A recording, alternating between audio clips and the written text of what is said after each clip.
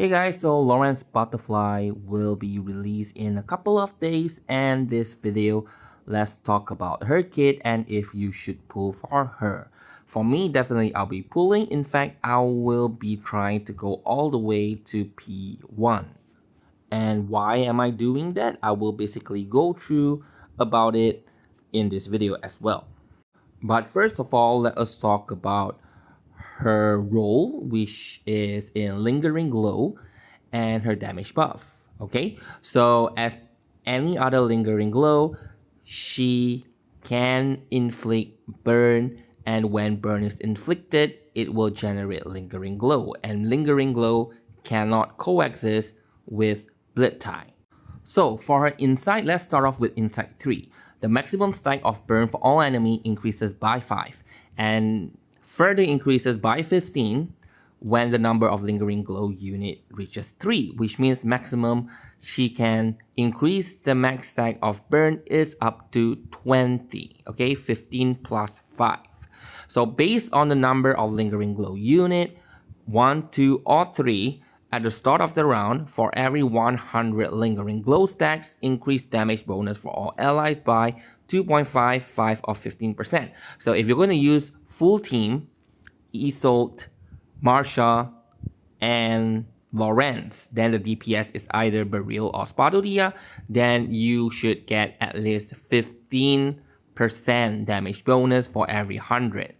So if you have like 600, okay, maximum it can goes up is 600 stacks, and that is up to 90% damage dealt. And for Incantation Might, 6% for every 100, so up to 600 stack, that is 36% Incantation Might. And if this is outside of Lingering Glow team, you won't actually get that much out of this, because you probably at most maybe 100-ish Lingering Glow. If not lower, then you actually don't get much of her buff. So if you're using her outside of Lingering Glow, is basically due to her ult mechanics, which I will explain later, and not really for the buffs. Okay, and for her skill 1, so here's where I explain to you her insight 1. Before incantations in the AP area take effect, for each of Lorentz Butterfly basic incantation, for every other basic incantation of the same category in the AP area, the incantation rank increased by 1. So this skill, the Primer Flutter, is a debuff. So if there's another debuff, then this skill will be rank 2. If there's 3 debuffs, including this one, then the skill will be rank 3. Okay? Yep, so it is very easy for Lorentz Butterfly to use a rank 3 incantations. And this skill is a one target attack, it deals 200% mental damage, and it inflicts 2 stack of burn on the target before attacking.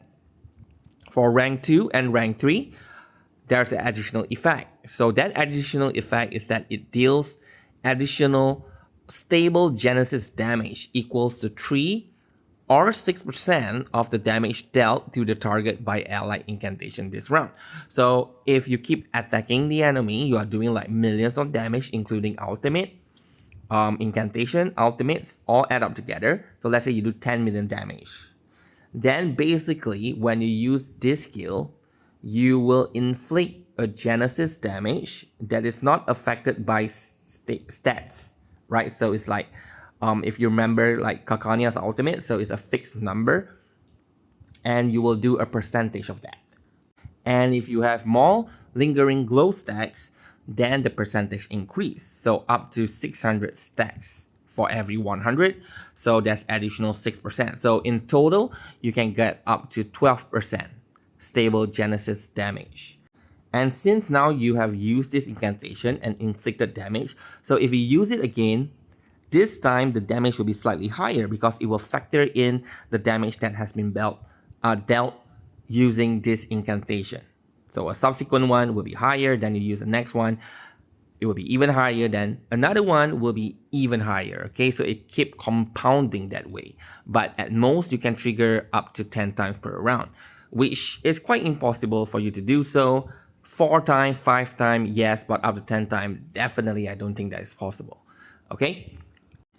For her skill 2 Chaos Criteria, same thing, in Psych 1, it will increase the rank. But this is a buff, so if you use other buff skills, then this will eventually become rank 3. So if you're looking into the whole Lingering Glow team, like you have Marsha, Beryl, all of them have either buff or a debuff, except Isolde has both debuff, right? So again, very easy for you to get rank 3 version of this card. So at rank 1 is a self buff, grant self the igniting wing beat for 2 rounds. At rank 2, she applies this to the entire party, which is really good. And at rank 3, apply to the entire party, but it is 3 rounds instead of 2. Okay, so the igniting wind beat, what does it do is that when attacking, additionally inflict 1 stack of burn. So now she erases the burn stack, but she also provides a skill and a buff that allows everyone to do more burn stack when they are attacking. So for character like Beryl, it's actually very good because Beryl does so many follow-up attack, and each time she will inflict 1 additional stack of burn, and with more burns, then she can trigger more follow-up attack, and yeah, more damage overall. Okay, and the next one here is her ultimate. Self buff, gain continuous action 1 for only 1 round. Okay, unfortunately it's only 1 round. And before casting, select a base incantation in the spell dock to copy and prepare. So after casting, print 3 copies as preparation. The copies will be drawn at the start of the next round and rewritten with fractal dimension effect. So what is fractal dimension? First of all, continuous action, you know that is AP plus 1. So we have been very used to that because Flutterpage is one of the main character that everyone uses, and she has AP plus 1. And preparation, which she generates at the start of the round. Okay, so you gotta use it. The thing with this preparation is that it cannot merge. That is due to the special effect called fractal dimension. So here it says, in fractal dimension, it rewrites the surface of the incantation. When cast, does not consume AP and does not grant Moxie. So it's just there, you use it. The incantation disappears after the round passes, so you should use it. You thought you can leave it for the next round? No, you cannot. So just leave it. Just use all of it. And it cannot merge. Okay, so you don't expect like you copy 3 rank 1 and eventually it will merge to be a higher rank. No, it cannot do that. Okay, and rewrite is not a new mechanic. If you remember in other stages last time, it has the chaos effect, it has the freeze effect. The simplest one is freeze, is that it freezes your card and you can't even use that card. But now if let's say this card has this fractal dimension rewrite status on it, then other rewrite status cannot fall onto the same card. Okay, so now about copying, what should we copy? The best thing to copy is actually her own incantation, S1, which is the one that does the steady genesis damage. Like I tell you, it's actually compounding. So end up you actually can do a lot of damage. And if you look into the whole Lingering Glow team, everyone's incantation doesn't really do damage, right? Beryl's, S1 and S2. She should have enough of her buff stack going on, so you don't really have to copy her buff, and she can do so much follow-up attack that it already maxed out the halo on the enemy, so copying her S2 doesn't make sense as well.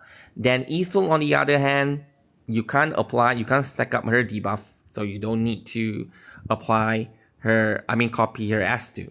Her S1, yeah, you don't really need to copy that as well. Same goes for Marsha. So in the end, you copy her own incantation. Okay, her own incantation is the one that it can sometimes do up to 1 million damage when you use all of them together. And since you are using 3 of her skills, so like it's either 3S1 or 3S2 for example, and since they are all the same type, if you use all of it, all of them will be ranked up to rank 3. So you will be able to use 3 times rank 3 S1. If you are using her outside of Lingering Glow, then you would want to copy or put her in the team where there are characters that can easily get to their rank 3 incantation, because rank 3 does a lot of damage.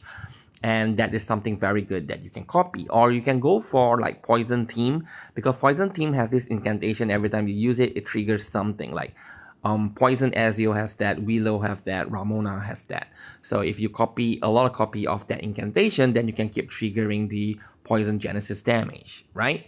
So here are some examples. Liang Yue. Liang Yue, one thing is that you have to remember, if it's in the red zone or the mix zone, you use the card. When it goes to the AP area, to the AP area, then it will be upgraded to rank 3.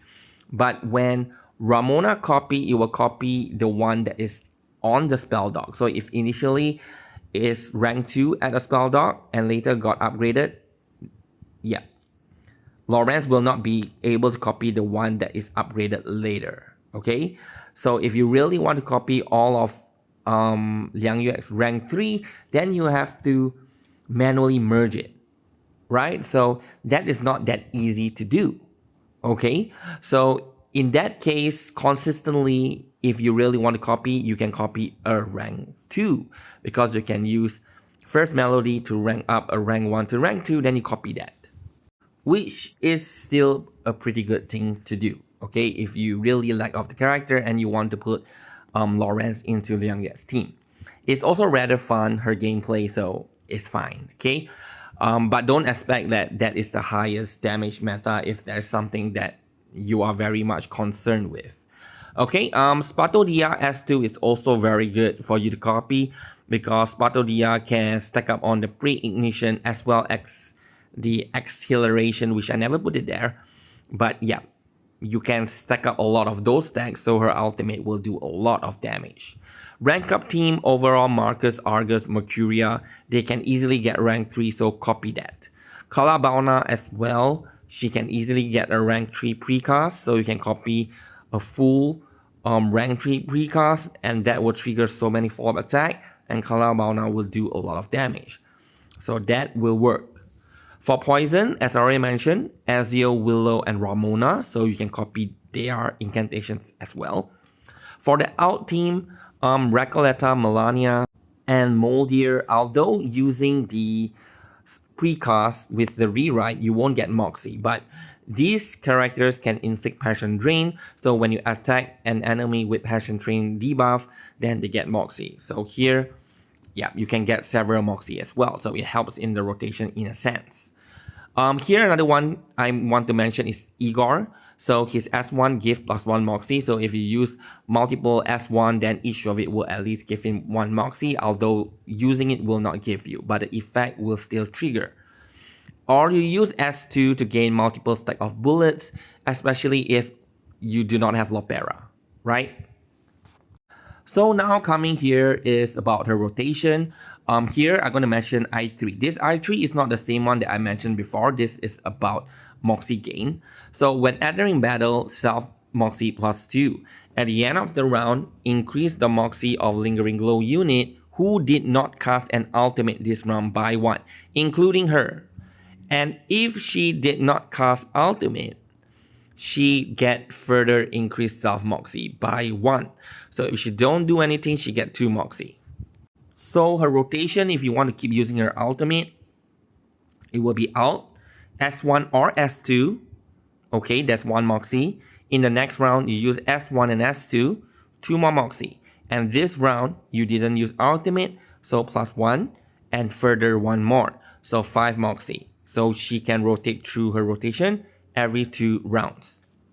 And here I want to show you overall, like with Beryl, Isolde, Marshall, Lorentz. Beryl, you got to allocate like 2 and 1 AP for her, okay, because she need to out, then use S2, 1 Moxie.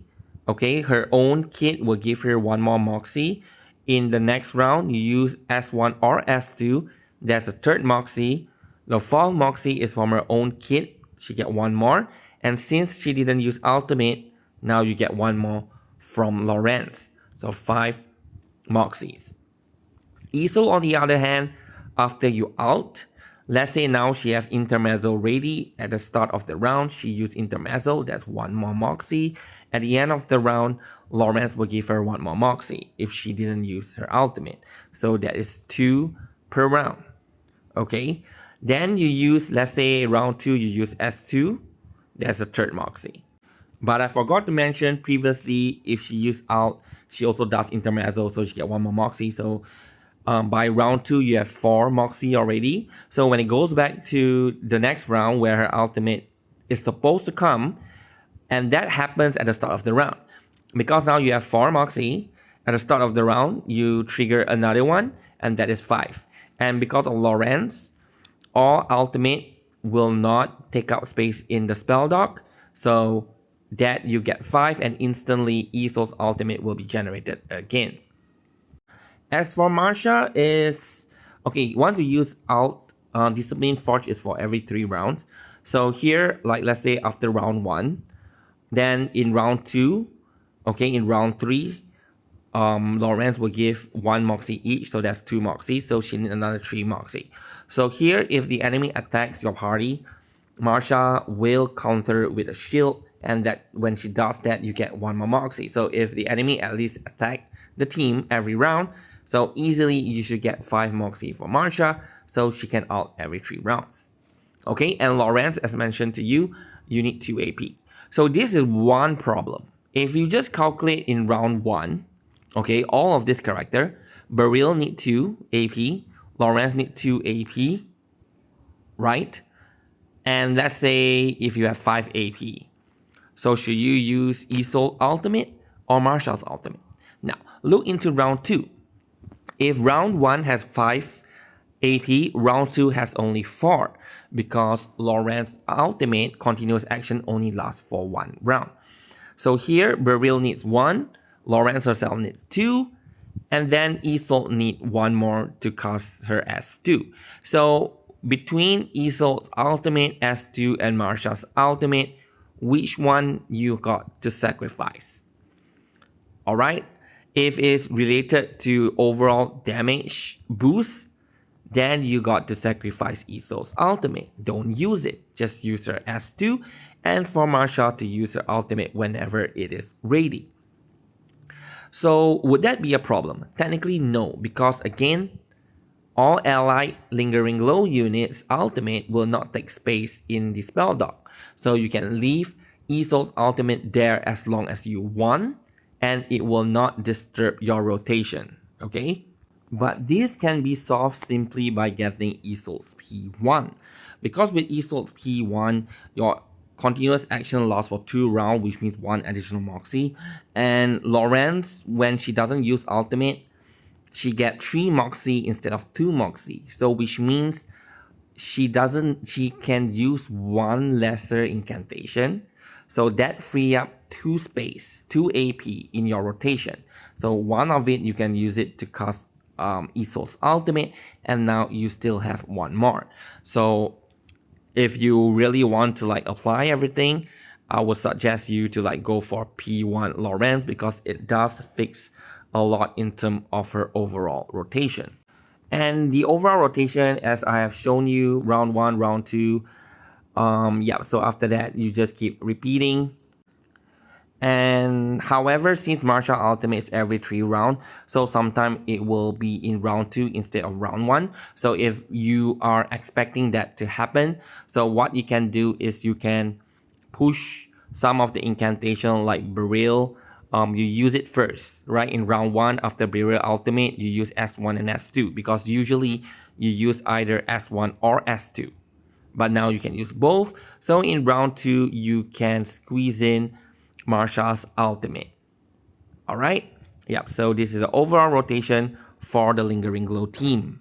Oh, but I forgot to highlight is that if you know the fight is ending, and in one of the round, like you got to use both Lorentz like ultimate and then incantation. So actually, if by that time you know the fight is ending, you don't have to use her incantation anymore because you don't have to rotate her ultimate anymore. So here you can finally use Isol's ultimate to do more damage. And this is her teammate. She completes the Lingering Gold team, and overall is about 10, sometimes maybe 20% more damage than the Flutter Page rotation. But here, if it's P0 Lorentz, like I say, you will have to sacrifice a little bit things here and there. So if you think that's a bit troublesome, actually I would still suggest that you can use Flutter Page, because Flutter Page rotation in Lingering Glow team is actually easier to play. Alright? And another team here is with Spatodia instead of Beryl. So Spatodia is a new addition. She get her Euphoria and make her a Lingering Glow team as well. I will have a separate video for Spatodia. Very strong single target burst DPS. Other than that, as I already mentioned, Lorentz has quite a good synergy with some of the archetype like rank up or even ultimate, and with Liang Yue. So you definitely can put her in their team. Again, she needs a lot of AP to function. So if you put her in their team, they also need a lot of AP, like Liang Yue need a lot of AP, Igor as well. So at P0, she's not going to be very fun to play. And if you see all the video that I did before, I did highlight that if you want to play her in other teams, you should at least get P1. Okay? Yeah. To avoid the frustration. As for her Psychube, the best is her own Psychube. Alright, so yeah. At the end of the round, if there are at least 120 Lingering Glow, which is not a problem, grant 6 to 12% crit damage to all allies for 2 rounds. Whenever an ally attacks, if that incantation is rewritten, grant 2 to 4% damage dealt to all allies for 3 rounds. Okay, so she can easily fulfill that. For her portrait, as already mentioned, P1 is really important, and why is that so? So now let us look at it. Continuous action 1 is extended to 2 rounds, and if no ultimate was cast this round, an additional Moxie gained by self increases to 2 instead of 1. Okay, and also at the start of the round, based on the number of Lingering Glow units, then the incantation might increased from 6 to 8%, and the primer flutters S1 at rank 2 or 3. The effect of stable Genesis damage increase on target per 100 stack changes to 0.6% to 1.2%. Initially it's 1%, so now it is 1.2%. And with her P1, her rotation actually changes. Now it is out, and then S1 and S2. So her AP consumption reduces by 1, and since AP plus 1 is extended, so this effectively gives the entire team 2 more AP, okay, to do the rotation for other characters as well. So we can use this AP to use Isol's ultimate or Isol's S2 more frequently, because in Beryl's team, Beryl usually do a follow-up attack at the start of the round. So if you apply Isol and has the mentality that you want to reapply only after the debuff ends, so there will be that one round where it ends and Beryl will be doing so many follow-up attack and without Isol's debuff on the enemy. Right? So in that case, if you want to ensure that, you got to actually use Isol's S2 every round. But again, remember, you got to juggle between using the ultimate, Isol S2, or Marsha's ultimate, and also Marsha's shield if the enemy hits really hard and you have to manually apply the shield. For her P2 is also good as well, because it increased the number of printed copies to 4 instead of 3, so more damage. Okay, at the start of the round, based on the number of Lingering Glow, the effect of damage bonus further increased to 18%. That's 3% more than previously. P3 Chaos Criteria at rank 1 to 3, the duration of igniting Wind Beat extended to 3, 4. But that is not really that important.